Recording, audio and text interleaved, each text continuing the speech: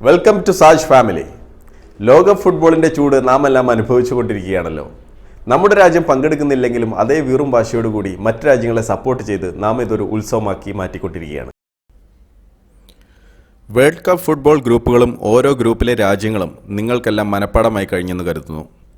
A മുതൽ H വരെ 8 ഗ്രൂപ്പുകളിലായി 32 രാജ്യങ്ങളാണ് വേൾഡ് കപ്പിനായി അണിനിരക്കുന്നത്. ഇതിനെക്കുറിച്ച് കൂടുതലായി അറിയാനും കൂടാതെ കളികളുടെ ഇന്ത്യൻ സമയവിവരങ്ങൾ അറിയാനും മുകളിലെ ഇൻഫോ ബട്ടൺ ക്ലിക്ക് ചെയ്യുക. ഗ്രൂപ്പ് മത്സരങ്ങൾക്ക് ശേഷം ഓരോ ഗ്രൂപ്പിൽ നിന്നും 2 വീതം, അതായത് 16 ടീമുകൾ റൗണ്ട് ഓഫ് 16 അല്ലെങ്കിൽ പ്രീ ക്വാർട്ടറിലേക്ക് പ്രവേശിക്കുന്നു. തുടർന്നുള്ള നോക്കൌട്ട് റൗണ്ടുകളുടെ ക്വാർട്ടർ, സെമി, തേർഡ് പ്ലേസ് പിന്നെ ഫൈനൽ മത്സരങ്ങളുടെ ഒരു ഫ്ലോ ഡയഗ്രമാണ് ഇവിടെ കാണിച്ചിരിക്കുന്നത്.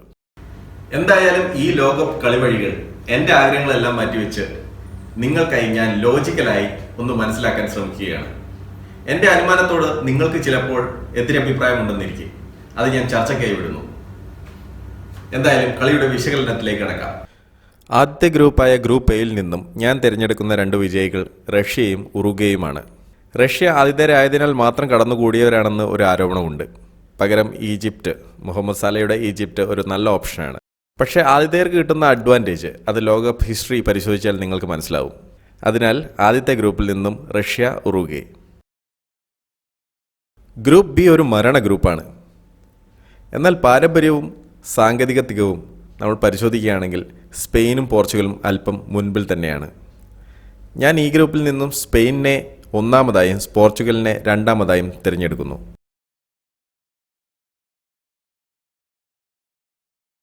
ഗ്രൂപ്പ് സിയിലേക്ക് കടക്കുന്നതിന് മുൻപ് ഞാനൊരു പ്രത്യേക കാര്യം സൂചിപ്പിക്കട്ടെ. ഭൂഖണ്ഡങ്ങളെ മറികടന്ന് വിജയത്തിലേക്ക് കുതിക്കാൻ എല്ലാ രാജ്യങ്ങൾക്കും വളരെ വിഷമം പിടിച്ച ജോലിയാണ്. ഇതിൽ കുറച്ചെങ്കിലും വിജയിച്ചിട്ടുള്ളത് ബ്രസീലിനും ജർമ്മനിക്കും മാത്രമാണ്. ഇറ്റലിയും മോശമല്ലാത്ത പ്രകടനം കാഴ്ചവെച്ചിട്ടുണ്ട്. എന്തായാലും ഇറ്റലി ഇപ്രാവശ്യമില്ലല്ലോ. ഞാൻ പറയാൻ ഉദ്ദേശിക്കുന്നത് ഫുട്ബോൾ കളി ഏത് ഭൂഖണ്ഡത്തിൽ നടക്കുന്നോ ആ ഭൂഖണ്ഡത്തിലെ രാജ്യങ്ങൾക്ക് വ്യക്തമായ മുൻതൂക്കമുണ്ട്. അതിനാൽ ഈ വേൾഡ് കപ്പ് ഞാനൊരു യൂറോപ്യൻ രാജ്യങ്ങളുടെ വേൾഡ് കപ്പായി അനുമാനിക്കുകയാണ്. ഇനി ഗ്രൂപ്പ് സിയിലേക്ക് വരാം. ഫുട്ബോൾ ശക്തിയുടെ കാര്യമെടുത്താലും ഞാനിപ്പോൾ പറഞ്ഞ പ്രത്യേകതകൾ കണക്കിലെടുത്താലും അടുത്ത റൗണ്ടിലേക്ക് കൂടുതൽ സാധ്യതയുള്ളത് യൂറോപ്യൻ രാജ്യങ്ങളായ ഫ്രാൻസും ഡെൻമാർക്കുമാണ്. ഫ്രാൻസ് 1-ാമതായും ഡെൻമാർക്ക് 2-ാമതായും അടുത്ത റൗണ്ടിൽ പ്രവേശിക്കും. ഗ്രൂപ്പ് ഡി മെസ്സിയുടെ അർജന്റീനയ്ക്ക് മറ്റൊന്നും നോക്കാതെ ശക്തിയുടെ ബലത്തിൽ 1-ാം സ്ഥാനം നൽകുന്നു. ഞാൻ പറഞ്ഞ ജിയോഗ്രഫിക്കൽ കൺസിഡറേഷൻ വെച്ച് ക്രൊയേഷ്യ നൈജീരിയയെ മറികടക്കുമെന്ന് അനുമാനിക്കുന്നു. അവർ 2-ാമതായി ഈ ഗ്രൂപ്പിൽ സ്ഥാനം പിടിക്കും. ഇനി ഗ്രൂപ്പ് ഇ.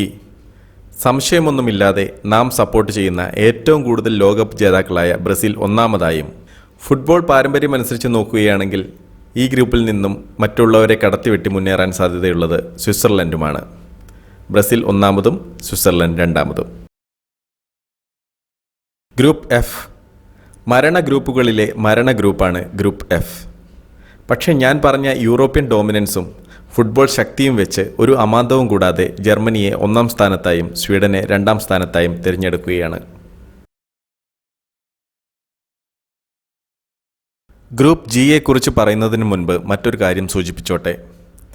ഇന്നത്തെ ഫിഫ ഫുട്ബോൾ റാങ്കിങ്ങിൽ 3-ാം സ്ഥാനക്കാരായ രാജ്യമാണ് ബെൽജിയം. നാം തീർത്തും അണ്ടർ എസ്റ്റിമേറ്റ് ചെയ്യുന്ന ഇവർ ഇപ്രാവശ്യം ഗ്രൂപ്പ് ജിയിൽ നിന്നും 1-ാമതായും ഫുട്ബോൾ കണ്ടുപിടിച്ച ഇംഗ്ലണ്ടുകാർ 2-ാമതായും പുറത്തു കടക്കുമെന്ന് കരുതുന്നു. ഇതുവരെയുള്ള ലോകകപ്പ് ജേതാക്കളിൽ ആരുമില്ലാത്ത ഏക ഗ്രൂപ്പാണ് ഗ്രൂപ്പ് എച്ച്. അതുകൊണ്ട് തന്നെ ഇതിൽ നിന്നും 2 പേരെ തിരഞ്ഞെടുക്കുക പ്രയാസം. ഫിഫ റാങ്കിങ്ങും ജിയോഗ്രഫിക്കൽ കൺസിഡറേഷനും വെച്ച് പോളണ്ട് 1-ാമതായും കൊളംബിയ 2-ാമതായും വരുവാനാണ് സാധ്യത.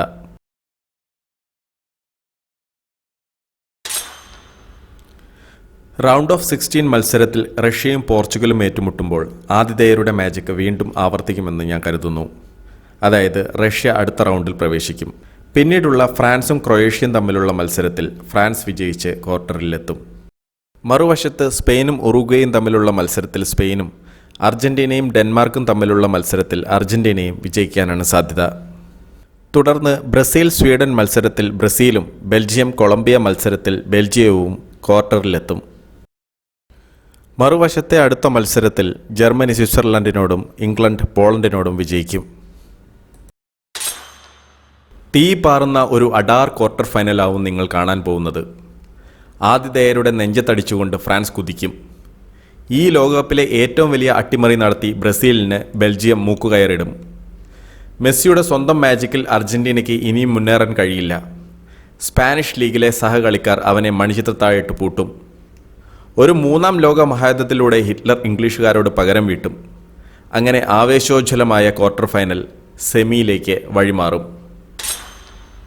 സെമിയിലെത്തുമ്പോഴേക്കും ലോകകപ്പ് പൂർണ്ണമായും ഒരു യൂറോപ്യൻ കപ്പായി കഴിയും. കായികമായുള്ള കരുത്തിന് മുകളിൽ മനക്കരുത്തും കൂടി പ്രകടമാക്കുന്നവരാണ് ഇനി മുന്നോട്ട് പോവുക. ആ തരത്തിൽ വിശകലനം ചെയ്യുമ്പോൾ മുന്നേറുന്നത് ഫ്രാൻസും ജർമ്മനിയുമാവും.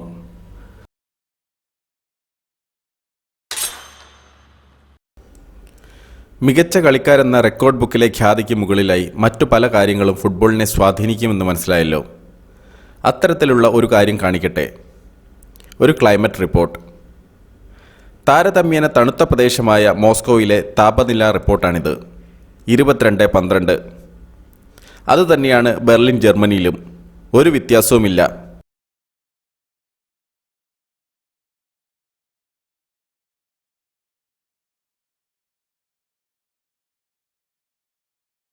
ഞാൻ പറഞ്ഞു വരുന്നത് ആതിഥേയ രാജ്യത്തെ കാലാവസ്ഥയുമായി ചേർന്നു നിൽക്കുന്ന നല്ല കളിക്കാർക്ക് അവരുടെ പ്രകടനത്തിൽ വലിയ മുന്നേറ്റം മറ്റു രാജ്യങ്ങളെ അപേക്ഷിച്ച് വളരെ പെട്ടെന്ന് വരുത്താൻ സാധിക്കും. അതുതന്നെയാവും ഇപ്രാവശ്യം ഏഷ്യ, ആഫ്രിക്ക, ലാറ്റിൻ അമേരിക്കൻ രാജ്യങ്ങളെ റിവേഴ്സ് ഗിയറിലാക്കുന്നതും. കളിയിലും കാലാവസ്ഥയിലും ജർമ്മനി ഇവിടെ മുന്നിലാണ്. മനോബലത്തിൽ ജർമ്മൻകാരെ വീഴ്ത്താൻ ലോകത്താരുണ്ട്.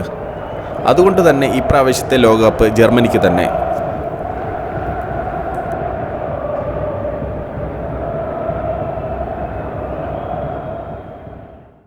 തേർഡ് പ്ലേസ്, അത് ഞാൻ മുഴുവനായും പറയുന്നില്ല.